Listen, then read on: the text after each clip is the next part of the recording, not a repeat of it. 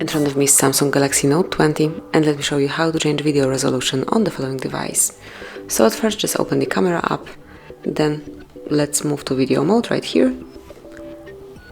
Click on the settings icon, and now here you can change it. So as you can see, you can change video size for both back, front and pro camera. So let me click on the first one, just click on resolution and then pick the one that you would like to apply. Then you can go to the front camera and same, you can change it. Afterwards, under Pro Video Size, you can also change resolution.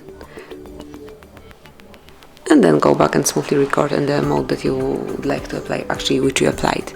So this is it, that would be all. Thank you for watching. Please subscribe our channel and leave the thumbs up.